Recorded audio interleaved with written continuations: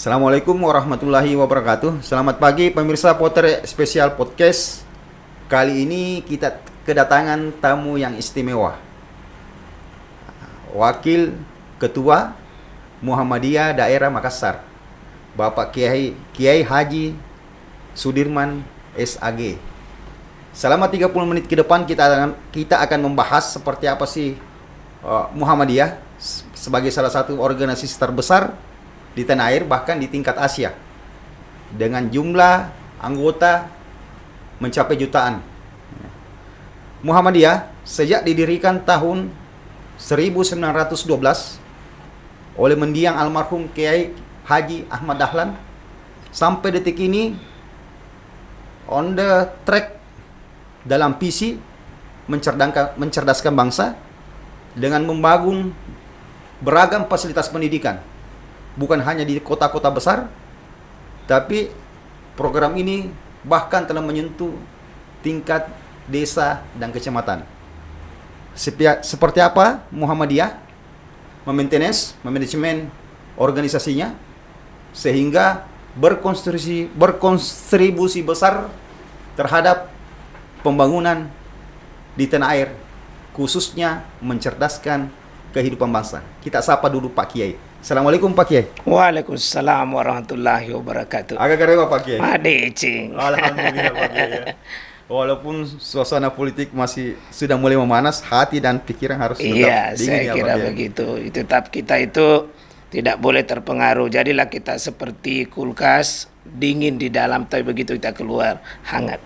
Masya Allah. Bisa menjadi solusi apabila ada individu atau sekelompok orang yang kepanasan ya Pak Ustaz ya. Iya. Kadang-kadang panas itu dibutuhkan, tapi jangan selamanya panas. Kadang dingin juga dibutuhkan.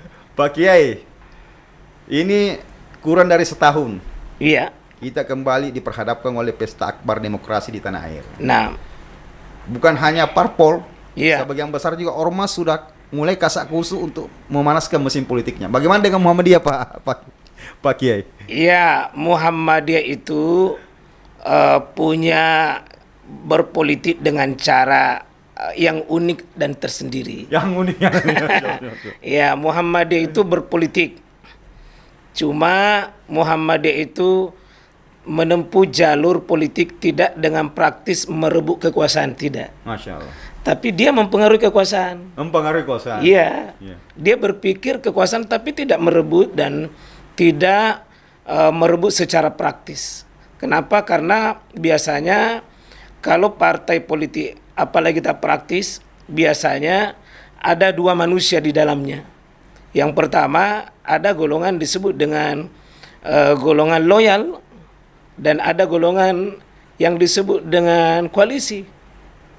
Nah, kita tidak mau seperti itu. Jadi Muhammadiyah itu loyal dan oposisi itu kita satukan menjadi loyal semuanya. Ya, kalau Muhammadiyah itu tidak mengenal oposisi, semuanya kawan. Semuanya kita menjadi bagian dari dakwah dan alat perjuangan semua. Muhammadiyah berpolitik dengan gayanya seperti itu. Tidak kasak-kusuk dengan kekuasaan, tetapi sangat memperhatikan kekuasaan, sangat dekat dengan dalam artian bagaimana mempengaruhi kekuasaan. Lobby itu inti. Bahasa komunikasi, bahasa silaturahim, ide, gagasan, membangun peradaban, itu kunci. Peradaban menjadi kunci, bukan kekuasaannya. Berarti itu ya. Dengan jumlah anggota yang sampai puluhan juta ya Pak? Saat ini. Insya Allah tidak kurang dari 25 juta. Masya Allah. Tidak kurang dari anggota. 25 juta. Wajar kalau dikatakan bahwasanya Muhammadiyah ini adalah salah satu organisasi massa terbesar di dunia bahkan ya. Iya, Pak. saya sedikit baca fakta ya. Saya baca fakta dengan data. Kalau jumlah loyalitas kita, penduduk kita atau anggota kita dan simpatisan itu tidak kurang 25 juta. Yang kalau mau mendukung sebuah partai kan ya sudah luar biasa kan. Tapi Muhammadiyah itu semua yang di luar 25 juta itu adalah menjadi semua adalah sahabat juga. Karena itu tidak boleh ada posisi. Tanah yang dibangun misalnya di atas Muhammadiyah ya. Kalau kita mau hitung ini, ada data menunjukkan itu tidak kurang dari 21 juta kilometer. 30 kali negeri Singapura. Ini mayoritas fasilitas pendidikan ya Pak? Iya, termasuk pendidikan karena sekolah itu 19.957. Ini belum data terakhir ini ya. Artinya belum tahun ini. Kita kan tiap tahun pergolakan pendidikan. 13.000 masjid dan musola, 13.000. Ya, kemudian 635 panti asuhan. Kemudian 437 Baitul Mal wa Tanwir. Kemudian 176 universitas. Se-Indonesia? 107 ya se-Indonesia. Masya Allah. Indonesia. 102 itu pondok pesantren. 102. 765 bank perkreditan. Syariah. Iya syariah. Kemudian semua ini adalah bagian dari merancang Muhammadiyah dengan peradabannya. Ya, semua itu. Dengan jumlah anggota yang mencapai kurang lebih 25 juta. 25 juta, Iya. fasilitas yang dibangun di atas tanah Muhammadiyah Tidak kurang dari 21 juta tidak kilometer. kurang dari 21 juta kilometer. Iya. Ini sama halnya menggambarkan bahwasanya Muhammadiyah itu organisasi yang mandiri, organisasi yang Oh mampu. iya, insya Allah Muhammadiyah itu kita usahakan membangun mentalitas kaya namanya al-agniya. Tidak pernah Artinya kita itu cenderung bangga memberi, bukan cenderung mengada. Jadi kita tidak terkatung-katung oleh pemerintah, tidak. Tidak pernah berpikir untuk bagaimana terjun langsung ke dunia politik dengan jumlah basis massa yang sangat besar. Itulah seperti yang saya katakan bahwa Muhammadiyah itu punya cara berpolitik yang sangat unik. Dia mau merangkul semua warga bangsa ini dengan tidak ada istilah oposisi, tetap ya bagaimana merancang kekuasaan tetapi tidak terlibat dalam artian praktis kekuasaan. Berarti saya bisa menangkap Iya. ya kader-kader Muhammadiyah ini berdiaspora ke beberapa partai politik. Oh juga, iya ya? jelas. Dan Secara itu personal. uniknya, itulah uniknya.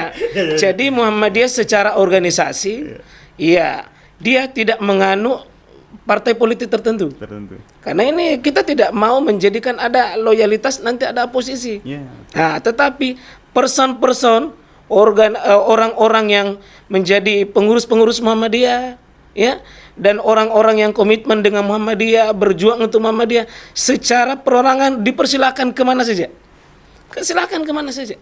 Yang cocok jelas tentu dengan ya plafon kerja Muhammadiyah dengan partai tersebut. Pak Kiai yakin Iya. bahwasanya dengan pola politik seperti ini mampu menjadi penyeimbang peta perpolitikan di tanah air? Iya, insya Allah kami yakin Muhammadiyah ini kan memberi untuk negeri dan mengamankan negeri, mencintai negeri, membangun peradaban dan itu visi politiknya. Dan alhamdulillah Muhammadiyah ini sudah 100 tahun lebih, 1 abad lebih ini. Ya sudah 1 abad masih bisa berkiprah dengan satu konsep memberi untuk negeri. Memberi untuk negeri. Pak Kiai, ini kan berbanding terbalik dengan Iya. pencapaian Muhammadiyah di sektor di dunia kesehatan dan pendidikan. Iya. Kok bisa seperti itu Pak Kiai? Iya, kalau Muhammadiyah ini misalnya dengan kesehatan, coba kita belajar ya waktu kasus Covid kemarin. Iya. Di saat itu susahnya luar biasa itu menampung orang sakit, Muhammadiyah membuka rumah sakitnya yang sekian ratus itu. Bahkan Muhammadiyah rela menangani lebih dahulu, membiayai lebih dahulu. Bahkan kemarin ketika BPJS bermasalah, Muhammadiyah lebih 100 miliar. Itu adalah memberi untuk negeri. Pak Kiai, semakin tertarik saya membahas pola pergerakan Muhammadiyah di dunia kesehatan dan pendidikan. Kita tahan Iya. dulu Pak Kiai. Iya. Setelah pariwara yang satu ini.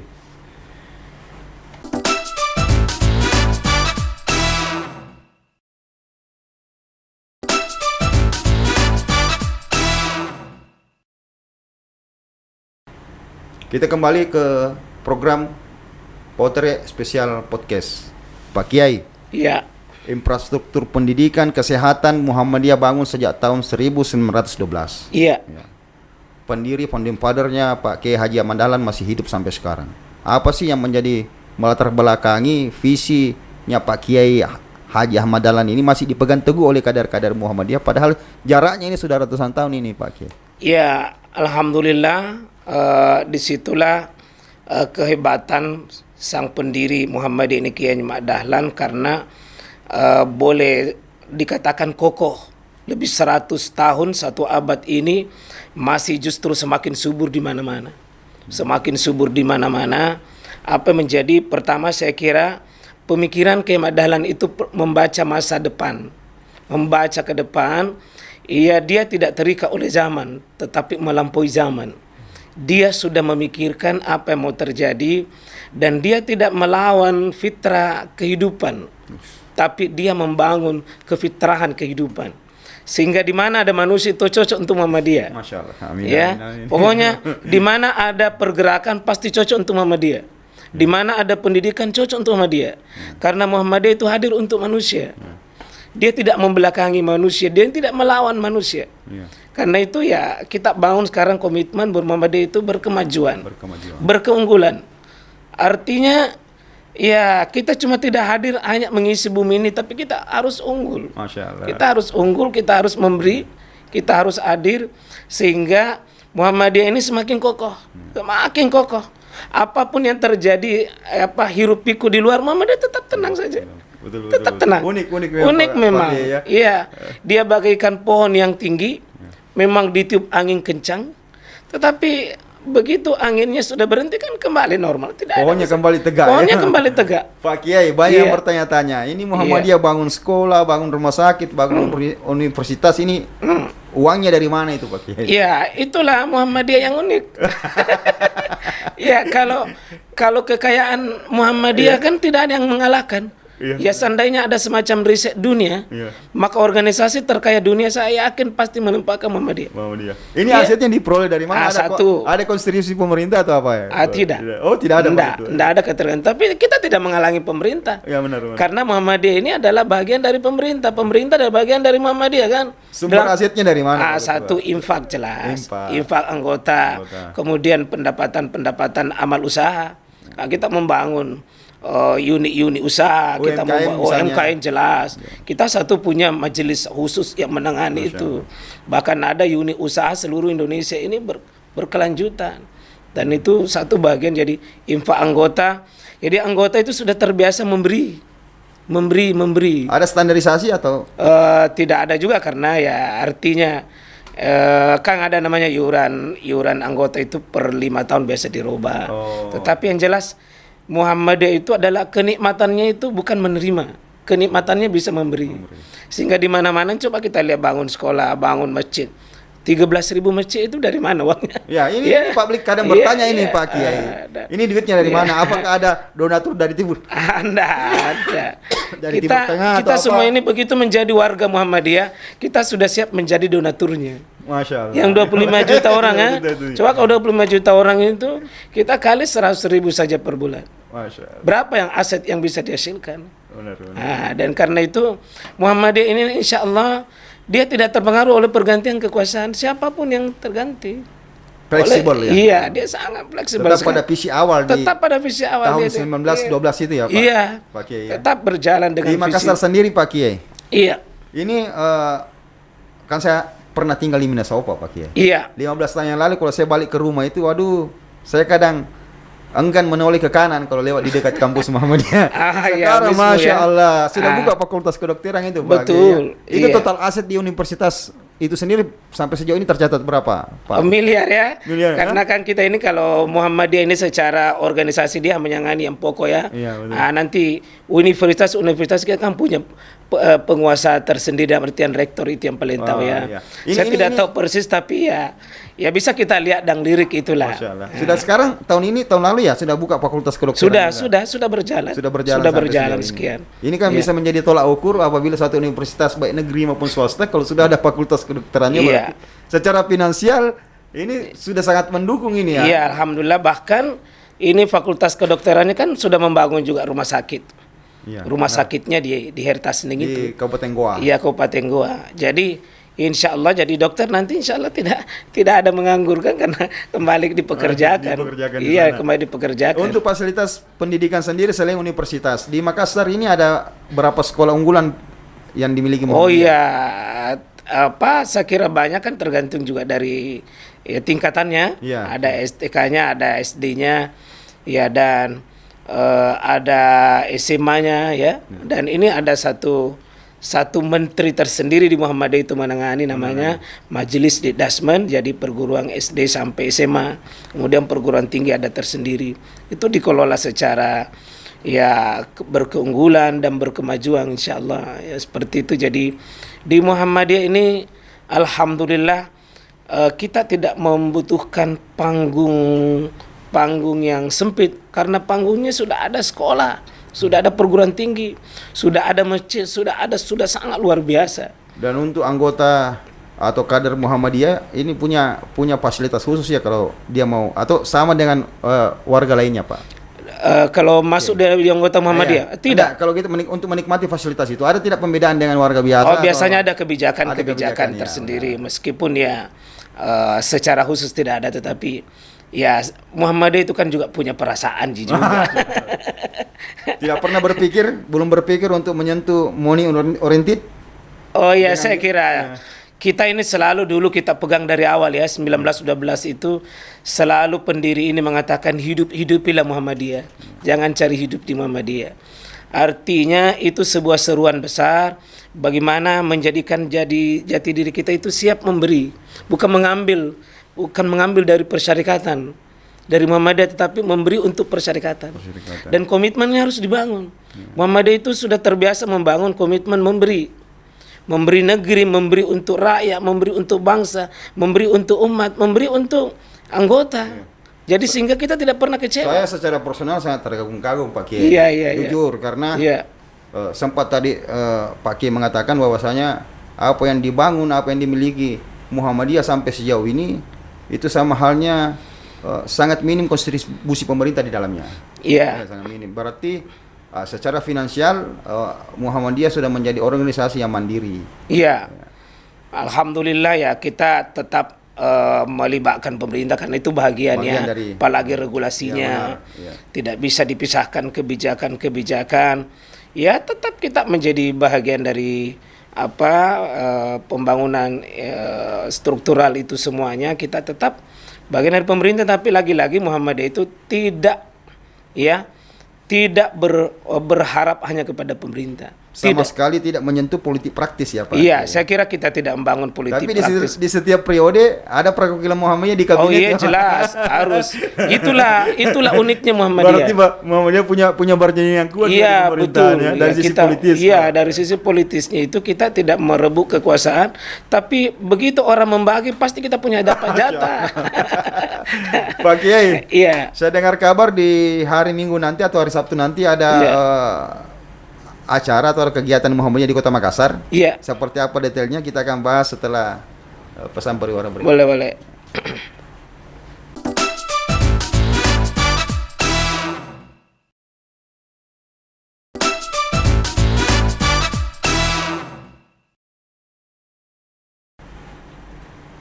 Terima kasih masih bersama kami di program Potere Spesial Podcast. Tidak terasa ini Pak Kiai sudah berada di segmen terakhir, segmen 3 di program Potere Spesial Podcast. Iya. Saya ingin tanya Pak Kiai, sejak kapan Pak Kiai gabung di Muhammadiyah? Sejak kapan ya? Sudah cukup lama karena duduk di periode ini pernah sebagai bendahara di Muhammadiyah.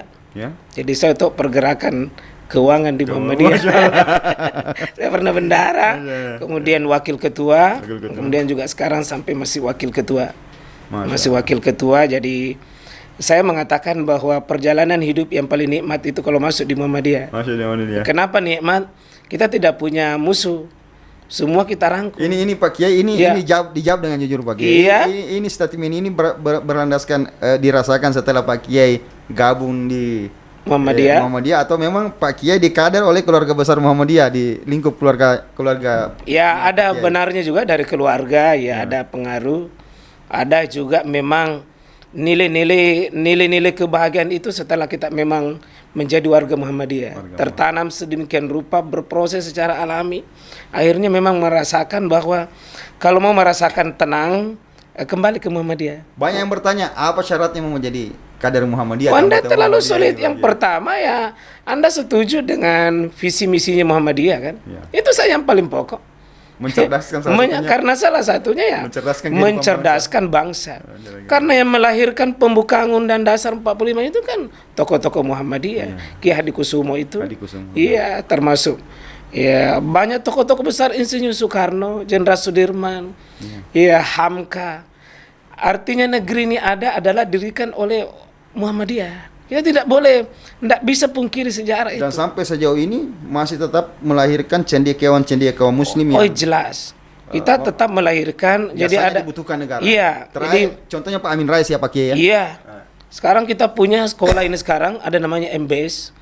Iya, jadi itu sudah membangun boarding school di mana Muhammadiyah itu melahirkan ulama intelektual dan intelektual yang ulama. Oh, iya. Ya, kita harus satu paket ini Pak. Iya, ya? satu paket. Harus satu paket. Tidak Harus boleh satu terpisah. paket, tidak boleh terpisah. Kalau cuma jadi ulama ya dia nanti tidak membaca kekinian. Ya, benar. Dan Muhammadiyah itu berkemajuan. Dia cerdas membaca kitab, membaca juga kehidupan kemanusiaan. Tidak boleh hanya membaca hanya yang tertulis, tapi membaca yang tidak tertulis. Ya, kita ini membaca zaman, membaca kehidupan. Termasuk di Makassar ini, alhamdulillah, ini kita merancang peradaban 5 tahun ke depan. Jadi acara di Makassar 5 tahunan itu. Iya, iya. 5 tahunan. Ini yang di hari Sabtu nanti ya? Ini hari Sabtu. Kan kalau di musyawarah tertingginya Muhammadiyah kan muktamar. Nah, kemarin kita di Solo itu. Solo ya. Nah, kemudian turunannya itu ke Muswil, musyawarah wilayah kemarin di Endrekan. Nah, kemudian sudah tingkat provinsi, tingkat daerah. Ya, tahun ini harus selesai mulai dari tingkat tertinggi pusat, kemudian wilayah, kemudian daerah, dan kemudian nanti cabang dan ranting ke bawah. Itu berurutan berjenjang, itu harus selesai. Jadi ini Muhammadiyah Kota Makassar kan harus hadir menjawab tantangan kehidupan di Kota Makassar. Harus menjadi mitra pemerintah. Karena Muhammadiyah itu hadir adalah sekali lagi memberi. Jadi di hari Sabtu nanti ini Pak Kiai, apa yang akan dirumuskan nanti di acara musyawarah? Iya, di hari Sabtu ini adalah pembukaan musyawarah daerah itu. Ya. Jadi kita akan insya Allah di Karibosi, kita akan lahirkan kurang lebih insya Allah. Tadi catatan panitia kepada saya kurang lebih hampir 3.000 orang kita akan hadirkan. Itu dibatasi sekali. Ya, dibatasi sekali. Ya, dibatasi sekali. Kemudian hari Sabtu itu, nah kan hari Sabtu itu musyawarah pembukaan. Sekaligus malamnya sudah jenjang pemilihan. Malam itu malam Ahad atau satu malam kita sudah pemilihan untuk pemimpin Muhammadiyah Makassar 5 tahun ke depan. 5 tahun ke depan. Nah, hari Ahad itu Pak Kiai mencalonkan diri? Insya Allah. Masya Allah. Insya Allah. Iya. Sebagai calon apa yang jargon yang Pak Kiai usung nantinya di hari Sabtu ini? Mau dikemanakan Makassar misalnya dari perspektif Muhammadiyah? Iya. Saya kira kita di Muhammadiyah itu tidak ada istilah kalah, semuanya menang. Siapapun yang terpilih nanti ya. Di situ makanya Muhammadiyah itu dari musyawarah ke musyawarah itu jarang ribut. Karena semua dimenangkan. Tidak seperti ormas-ormas yang lainnya. Lebih besar gaung bentronya dibanding apa yang karena dia itu. Sudah visi yang dia bangun itu bukan visi memberi, visi mengambil. Tanda kutip sudah mulai terkontaminasi. Iya, itu kita berdoa itu jangan sampai terjadi. Masya Allah. Ada berapa calon di hari Sabtu nanti Pak Kiai? Kan seleksi itu uniknya di Muhammadiyah, kita akan seleksi itu 141 calon, kemudian figur, kemudian diseleksi menjadi terakhir itu 54. Dan kemudian 54 akan diseleksi itu menjadi 39. Dari 39 akan diseleksi menjadi tinggal itu 13. 13, Masya Allah. 13. Pak Ketua, ini yang saya menjadi penasaran. Mungkin juga pemirsa kami di ANS TV ini banyak bertanya, bagaimana sih pola kaderisasi di Muhammadiyah? Apakah kader-kader yang masih muda secara usia itu bisa mendapat proporsi posisi yang memiliki tanggung jawab yang besar misalnya Pak? Oh iya, bisa, kita tidak halangi, cuma kan menjadi pemimpin di Muhammadiyah itu juga ada aturan-aturannya. betul, ada termasuk pernah menjadi pimpinan satu ya di ranting, di cabang. Ya, kemudian di minimal 1 periode ini di pimpinan daerah Muhammadiyah. Kemudian minimal dulu semacam sebelum menjadi presiden kan ada menteri, ada menteri-menteri masing-masing itu, masing-masing itu berada di majelis-majelis. Singkat saja Pak Kiai, di hari Sabtu nanti apa yang Pak Kiai harapkan nantinya? Ya, mudah-mudahan khususnya dampak positif untuk Kota Makassar. Iya, saya kira sesuai dengan tema kita ini, bagaimana Muhammadiyah bisa berkontribusi besar terhadap Makassar. Itu yang pokok. Muhammadiyah itu selalu berpikir adalah beramal, bukan main sinetron dengan kata-kata. Tapi dia hidup memang bagaimana dia dibutuhkan umat di Makassar ini. Mudah-mudahan di hari Sabtu itu dirumuskan ide-ide yang cerdas untuk bisa diaplikasi dan dikerja untuk 5 tahun ke depan. Amin, amin. Iya, jadi pemimpin nanti kita ke depan ini ya, kita mudah-mudahan ya insya Allah memilih diantara ya tentu yang terbaiknya warga Muhammadiyah Kota Makassar, karena tidak ada yang tidak ada yang yang kader-kader yang langsung jadi pemimpin, harus melalui pembibitan dari bawah. Kami berharap apa yang menjadi ikhtiar kita di hari Sabtu itu bisa dimudahkan oleh Allah Subhanahu wa taala. Insyaallah, membantu doakan kami dampak semua. Positifnya itu terasa langsung oleh warga Makassar pada khususnya dan Sulsel pada umumnya. Iya, mudah-mudahan kita berharap warga Muhammadiyah secara khusus dan warga Kota Makassar dan ya umat ini secara keseluruhan. Karena Sulawesi Selatan ini adakan di Makassar. Masya Allah. Nah, sehingga Makassar ini menjadi bagian itu adalah mewakili Sulawesi Selatan. Pak Kiai. Iya. Ini di setiap tahun menjelang Idul Fitri dan Idul Adha sering terjadi rasa penasaran di tengah-tengah umat, termasuk saya pribadi nih Pak Kiai. Iya. Pak Kiai. Apa sih penyebabnya itu Pak Kiai? Bukan sering juga, tapi ini sesuatu yang fenomena hampir terjadi setiap tahun. Kenapa bisa berselisih waktu itu orang Idul Fitri dengan Idul Adha, pemerintah dengan Muhammadiyah Pak Kiai? Iya, itu kan soal metode saja. Itu. Soal metode.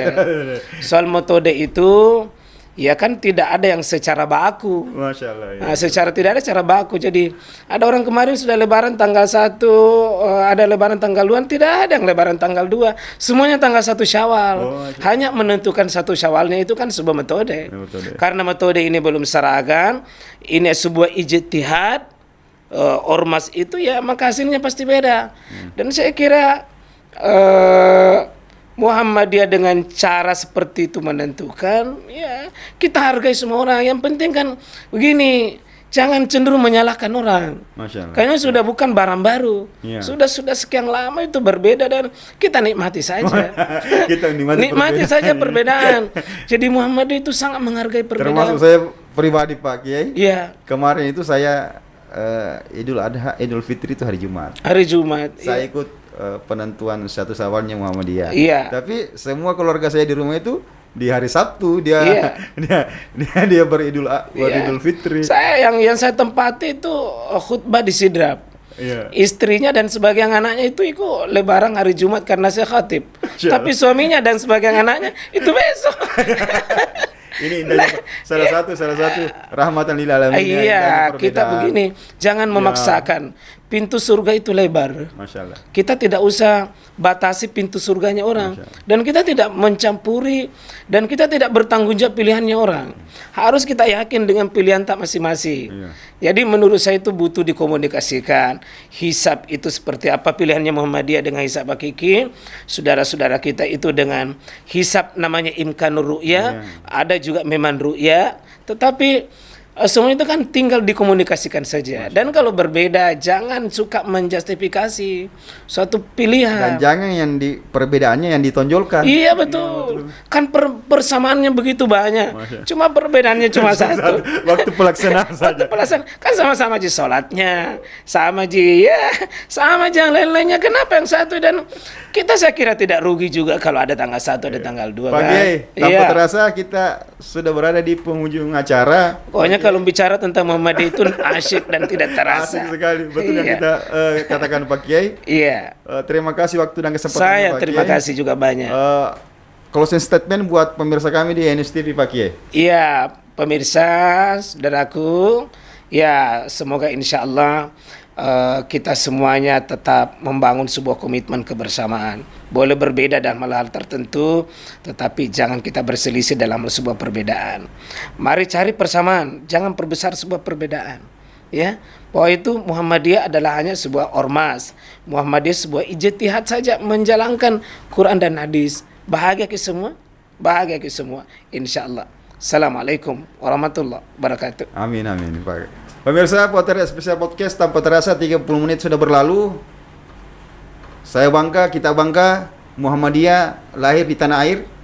Muhammadiyah sejak tahun 1912 di bawah kepemimpinan almarhum Kiai Haji Ahmad Dahlan mampu melaksanakan visi bagaimana mencerdaskan kehidupan bangsa. Kita nikmati sekarang hasilnya seperti apa. Begitu banyak Universitas Muhammadiyah dibangun di beberapa kota. Begitu banyak sekolah-sekolah yang sampai tingkat paling bawah dibangun di tanah air.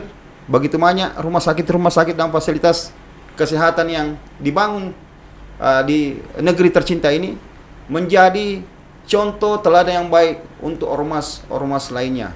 Lihat Ki Muhammadiyah tidak pernah berpolitik praktis, tapi manfaatnya dirasakan semua lapisan masyarakat. Selama kita pada selama. Assalamualaikum warahmatullahi wabarakatuh. Waalaikumsalam.